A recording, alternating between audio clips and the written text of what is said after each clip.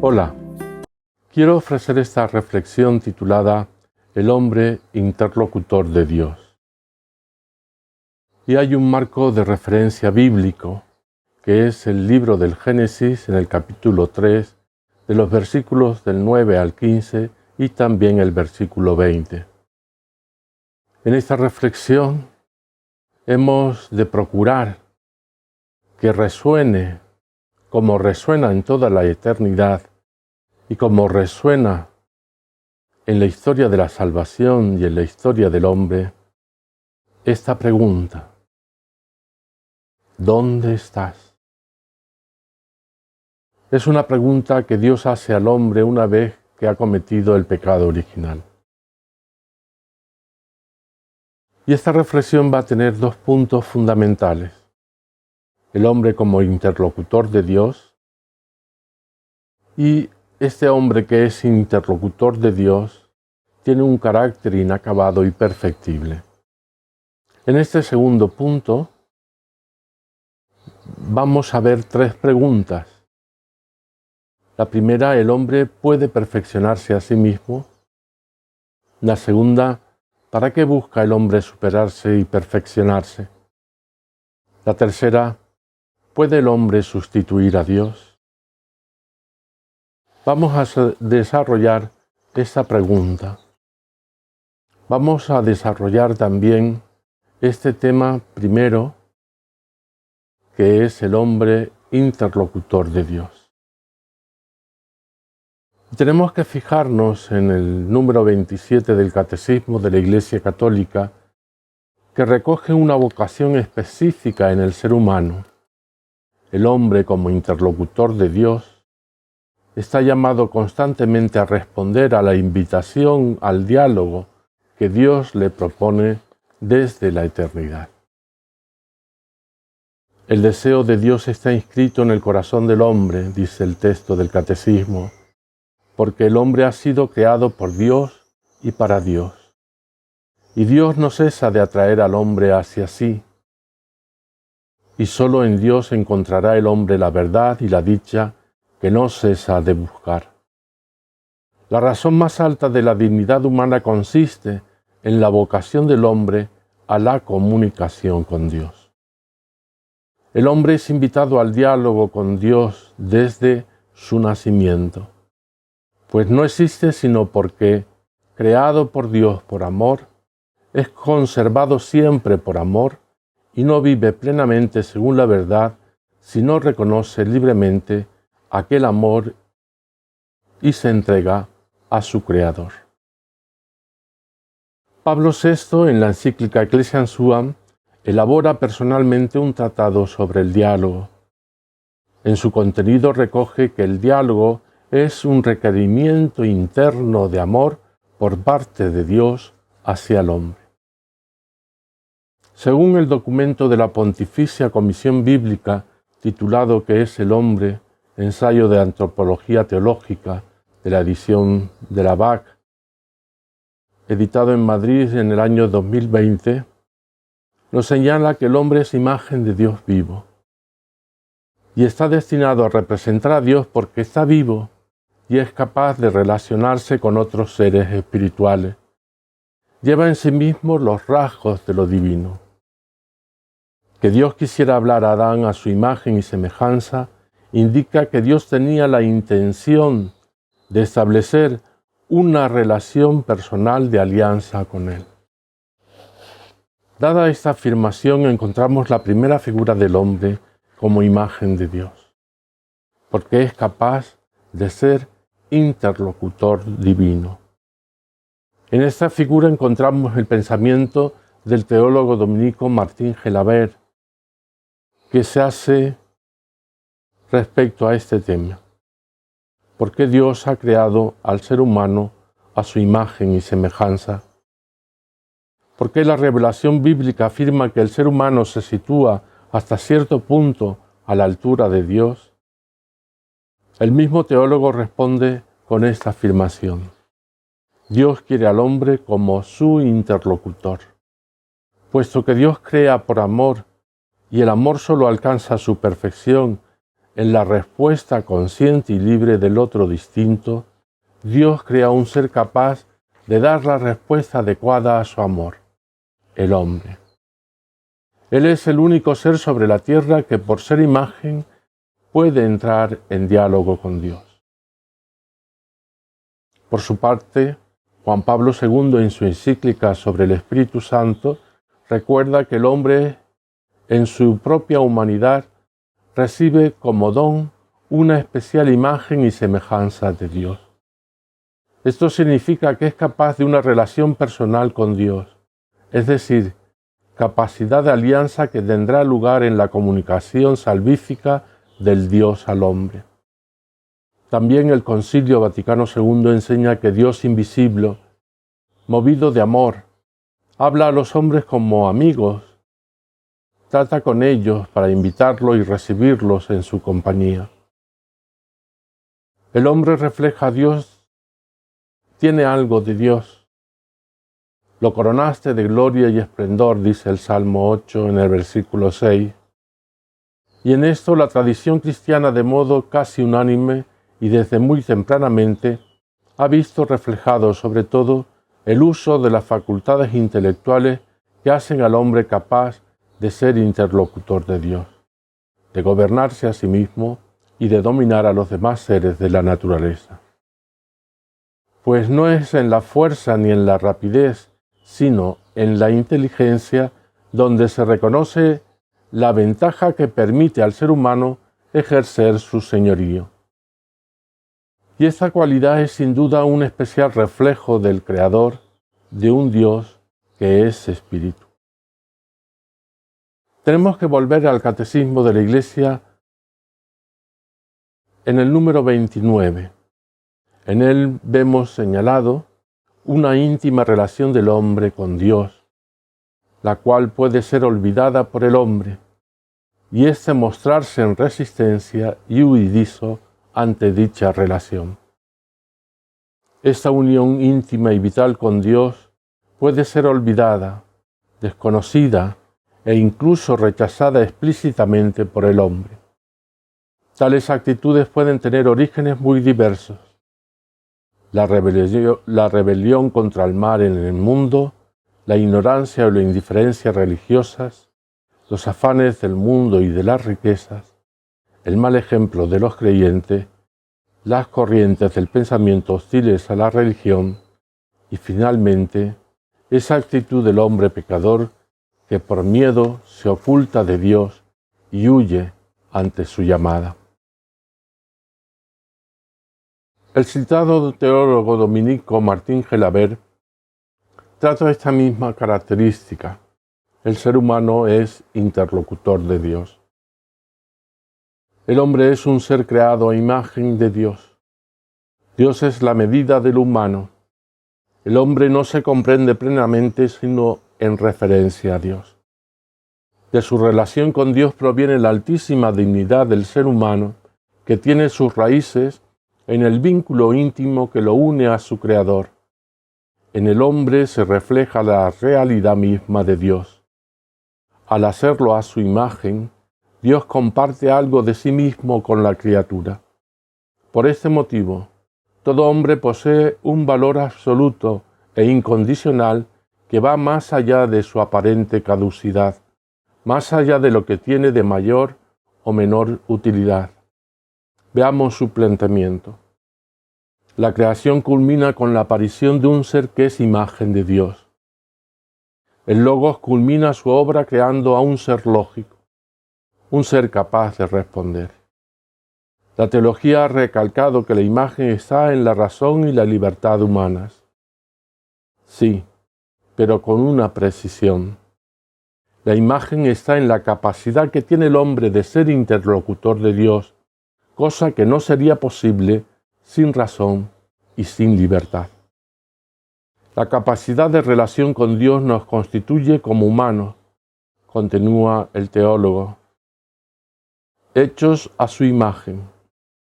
No se trata del hecho de la relación, sino de la capacidad. Mientras haya la posibilidad de decir sí a Dios, estamos ante un ser humano.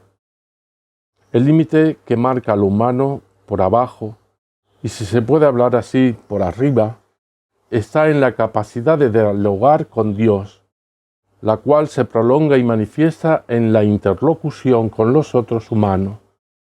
Cuanta mayor capacidad de interlocución con Dios y con los hermanos, más humanos seremos. Vamos a dar paso a la segunda cuestión que nos ocupa en esta reflexión. El hombre interlocutor de Dios en su carácter inacabado y perfectible. Como punto de partida, hemos de asumir la idea de que el hombre es creado a imagen y semejanza de Dios. Dios le asigna al hombre un papel trascendental en la creación. Lo crea para sí, para que sea su interlocutor y para que gobierne la creación. Sin embargo, nadie es capaz, ni siquiera Dios, de obligar a amar. El hombre, como dicen los teólogos, tiene en su impronta una capacidad para trascenderse a sí mismo y llegar a Dios.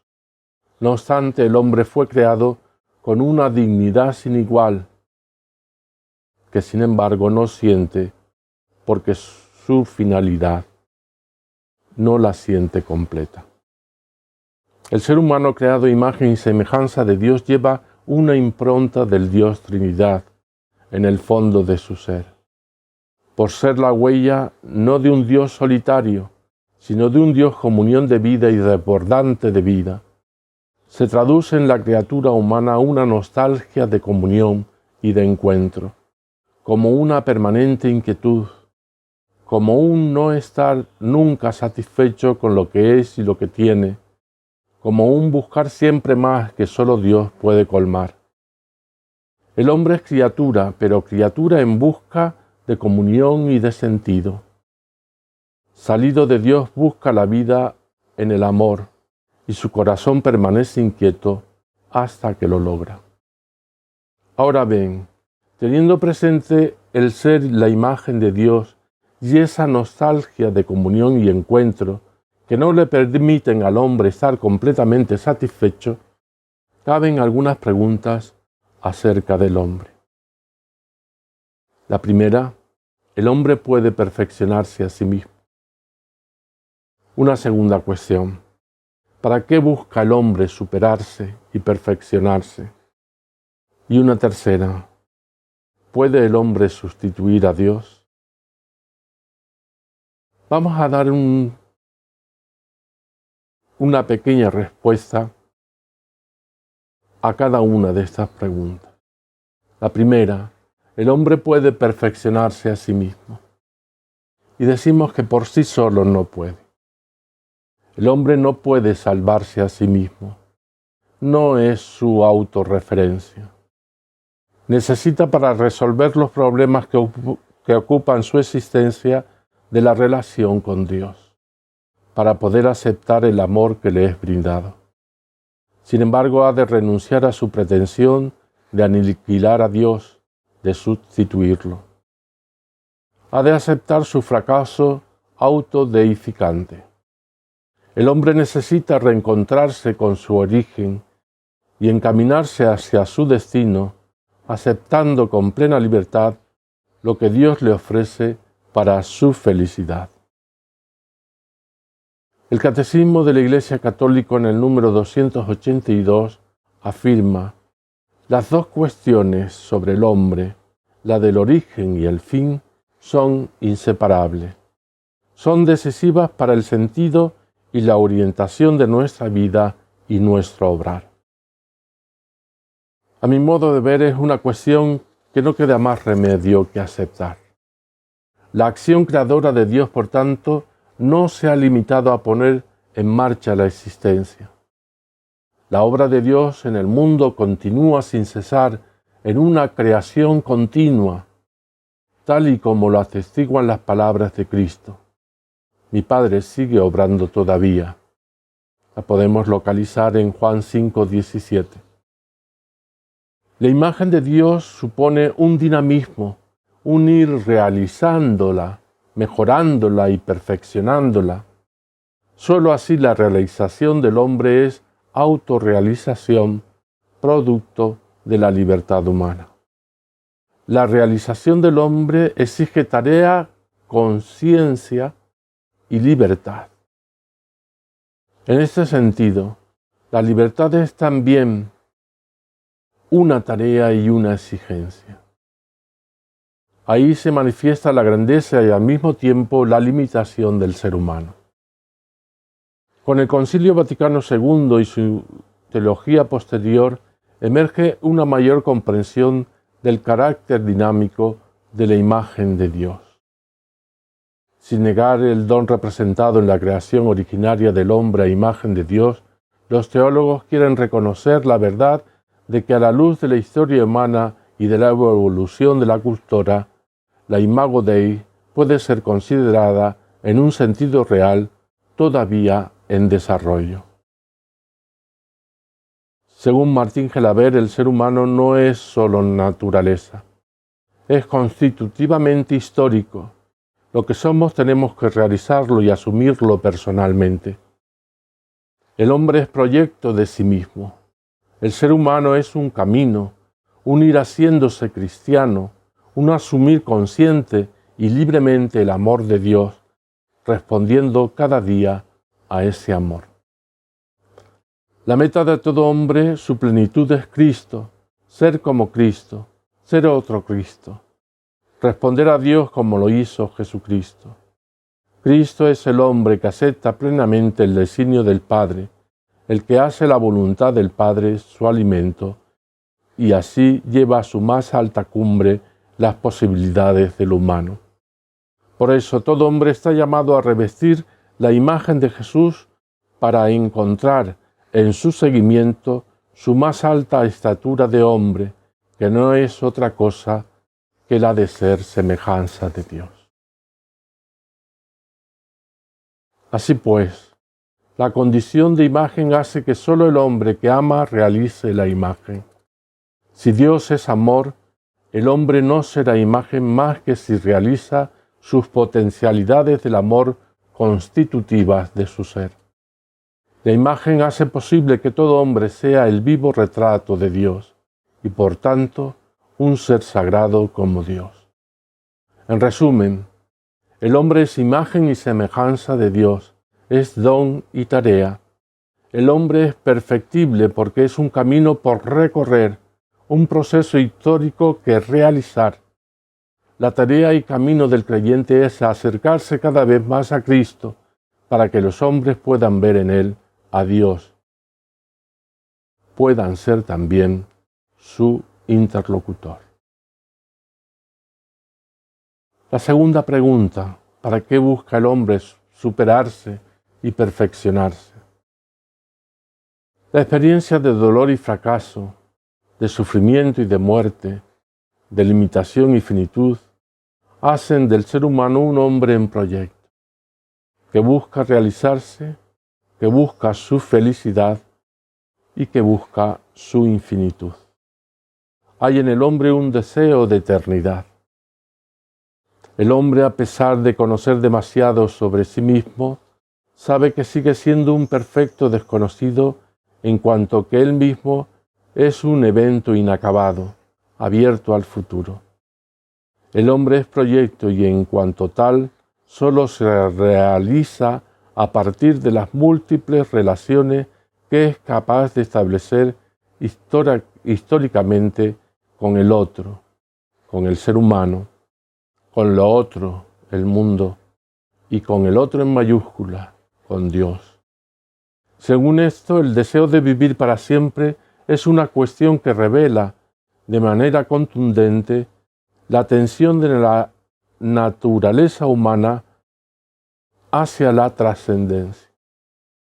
Detrás de la impotencia frente a la muerte, el hombre mira con desesperación truncado todos sus proyectos pasados, presentes y futuros, y se pregunta, ¿es que aquí termina todo?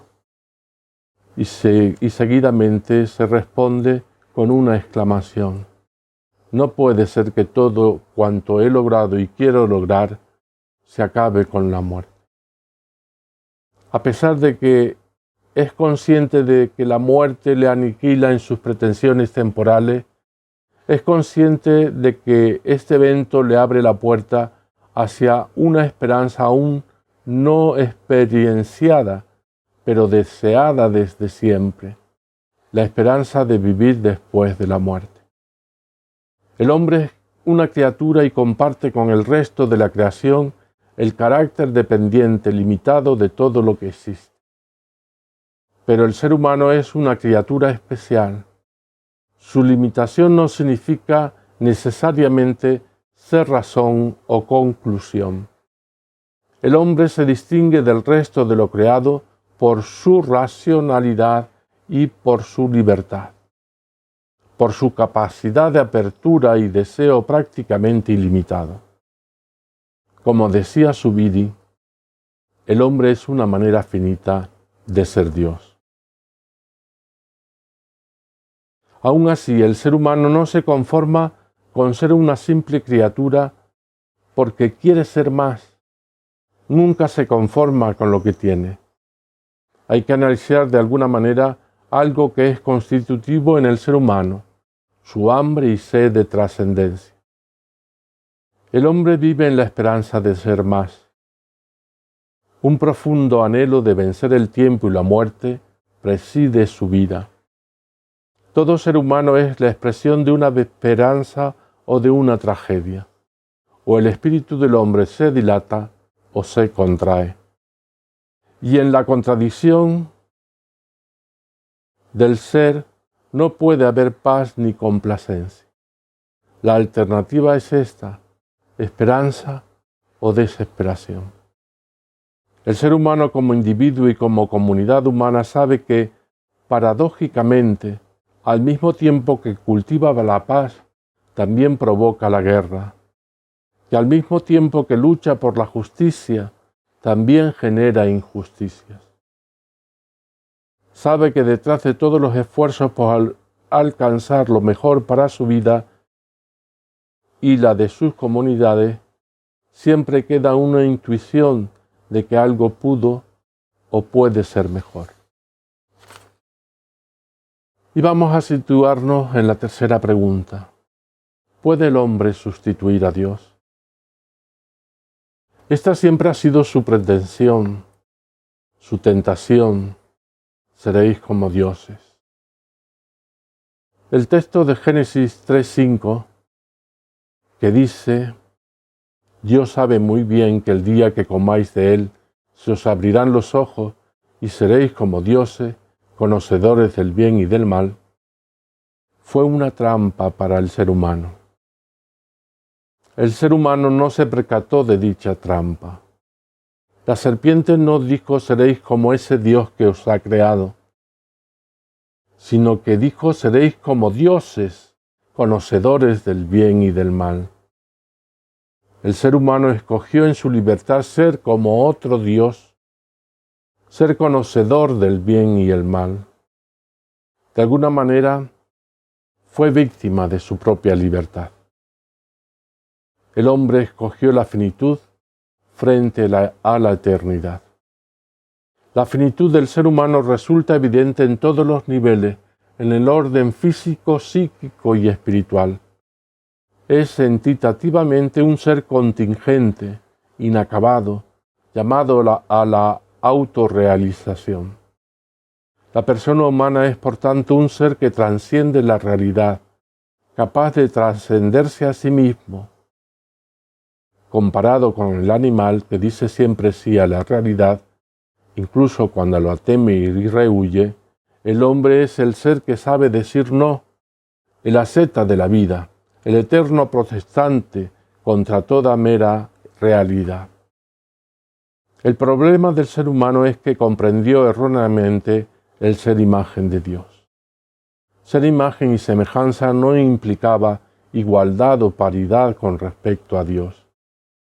El hombre ha llegado hasta el extremo de proclamar la muerte de Dios. Sin embargo, a pesar de su tendencia al antropocentrismo, no ha logrado vencer la llamada a la eternidad que reside en su corazón. El hombre es imagen y semejanza de Dios. con capacidad para lo divino. Sin embargo, de tal afirmación no se desprende que el hombre pueda sustituir a Dios. Dios es por encima de todo amor creativo y en el comportamiento del ser humano a lo largo de la historia ha mostrado un poder destructivo por medio de guerras, rivalidades, genocidios, egoísmos. Si el hombre fuera Dios, si no hubiera perdido su semejanza con Dios, habría asumido libremente la propia acción creadora como algo propio por una razón de amor, dación y gratuidad. Hemos dicho en un primer momento que el hombre había sido creado con capacidad para ser el interlocutor de Dios. En el libro del Génesis, en la cita 3, 19, 15 y también el 20, se lee una pregunta que queda resonando en todo el pasaje bíblico. ¿Dónde estás? El hombre se esconde de Dios porque tiene y siente miedo, porque siente el peso de la culpa y porque siente vergüenza por su desnudez. Sin embargo, la pregunta deja claro que Dios sale al encuentro de la humanidad. En un principio parece existir un equilibrio en el encuentro de Dios con el hombre, donde el diálogo es permanente. Dicho equilibrio se rompe por un acto de desobediencia.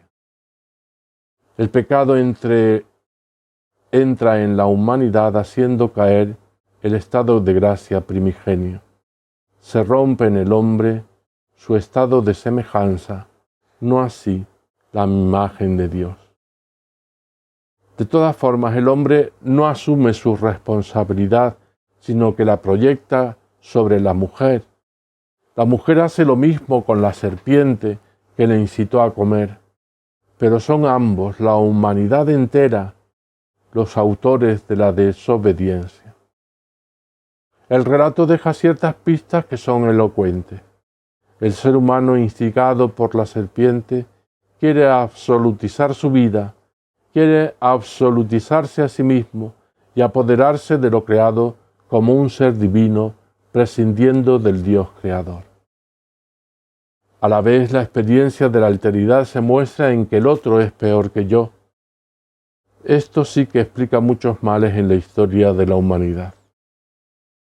Así comienza un camino de despropósitos, sencillamente porque el ser humano, con su chispa divina en el corazón y en el alma, no es nada sin Dios. ¿Quién podrá devolver a la humanidad todo su sentido? Dios mismo. Pero cuando la humanidad se abra profundamente y libremente a su Creador. Por último, un pequeño texto de Martín Gelabert. Crear no es solo traer algo a la existencia, sino asistir además a su propio desarrollo, llevarlo a más y sobre todo darle cumplimiento, creando un cielo nuevo y una tierra nueva. La actividad de Dios es siempre creadora, mantiene a todas las cosas en el ser y sobre todo al hombre, a pesar de su innata fragilidad y a pesar incluso de su posible revuelta contra su Creador. Dios alienta además a todos los seres hacia adelante, de modo que la creación de Dios no elimina la creatividad del mundo, más bien la funda. El Creador no es el rival de su creación, Dios es su promotor. Muchas gracias por su atención.